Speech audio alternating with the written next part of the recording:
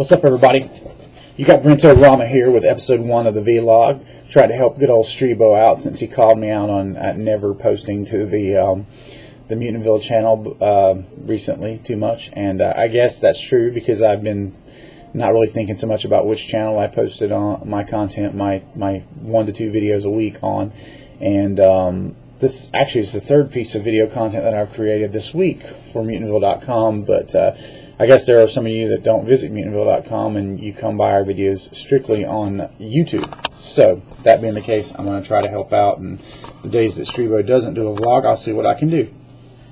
This is going to be very free form, so I'll just real quick touch on each of the topics that I wanted to talk about today. I'm later going to do a bit more involved review of Oblivion, but for the time being, I will say that I went and saw the film Friday when it opened, and I really dug it. I recommend it to any sci-fi fan.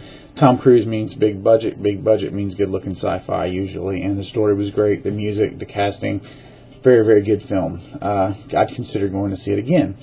On the topic of sci-fi, the Sci-Fi Channel has recently launched a new show called Defiance, starring Julie Benz.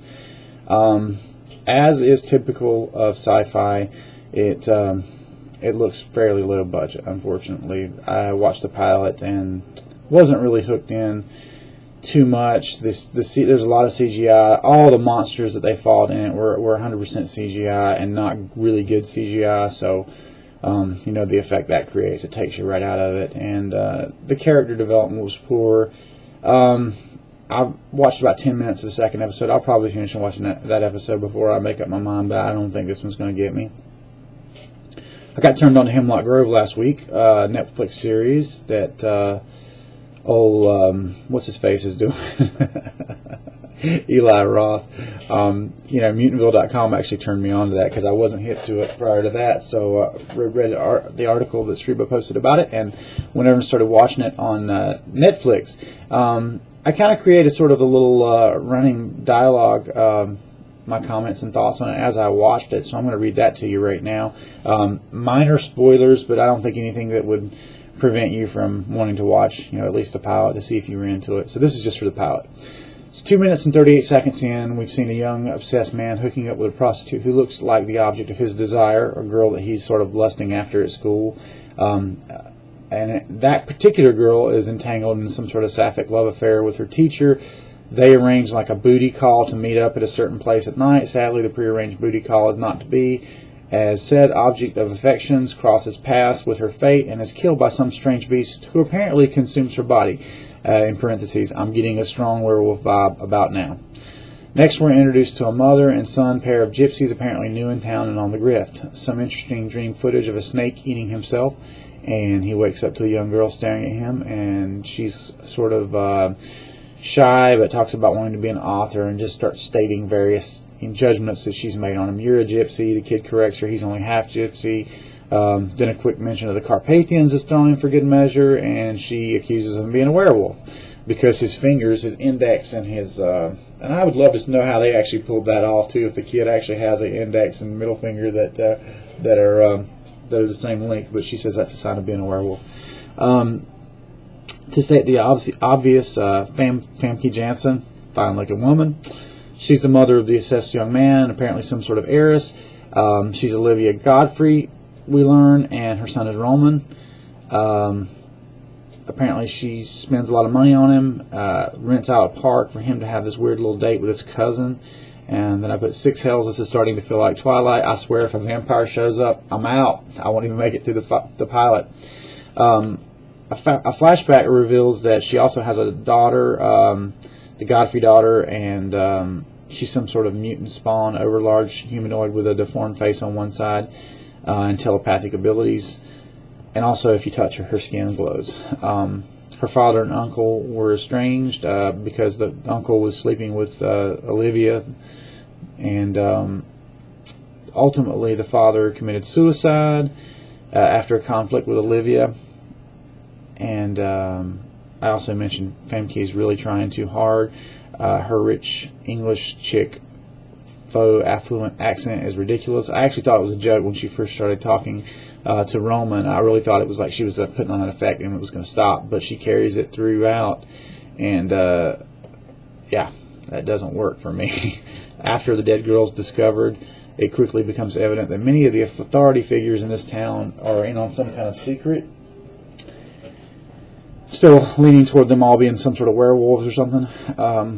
Okay, so there's a weird group praying in a circle at school. They are either uber Christians or Wiccans. Weird how that scene could be interpreted either way. A big wolf track near the trailer seems to upset the gypsy kid. His name is Peter Rumanchik. I don't know how I'm saying it. Anyway, so perhaps they're not werewolves after all. Roman knew the dead girl, again the object of his affection, but he lied to his mother about it, so I get the impression that there are secrets between even the Godfrey mother and son. Roman tracks the scent to the park where the girl died, and he finds Peter there and accuses Peter of killing her. Peter denies it. Episode ends. So I wrote that I guess I'll give Hemlock Grove one more episode to hook me in. The pilot did not blow me away, but I didn't hate it. It looked good, you know, and some good music. Just I'm not sure if it's going to be too teeny for my taste. So, you know, the last thing I need is something else like freaking Twilight. So, moving right along, I was perusing Facebook the other day, and I saw that Michael Sharp had posted that he's so effing glad that Joe Staffuer is going to be shooting his next project, and he posted a link to Joe's film Peices of Talent. That's facebook.com/Peices of Talent. Did some reading up on it. Apparently it's a film that he made over 3 years for around $78,000. He also co-wrote the film, I think, but I was directed over to Vimeo, and I actually rented, paid for $1 to watch it, and I gotta say I was completely blown away on every level. If I could afford to hire a guy like this, I would never try to learn to use a camera. That's how good it was. The lighting, casting, set design, special effects, the makeup, 100%, man. It was all 100%. Like I could have walked in and paid $10 for that movie and felt like I had seen a Hollywood production. So that's pretty amazing that somebody around here is doing stuff like that. So I highly encourage you guys to check that out.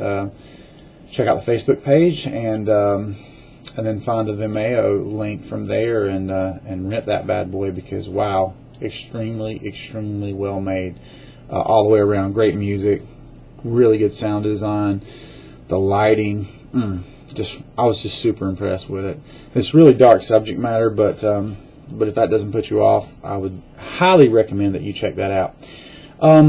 Well, I guess that's it. I'm just trying to hit you guys up with a little bit of blog content. Be sure to check out Johnny Brento's Juju tomorrow, Wednesday. And also check out Fridays with MVP, now that yours truly is hooking you up with recommendations for your weekend each and every Friday.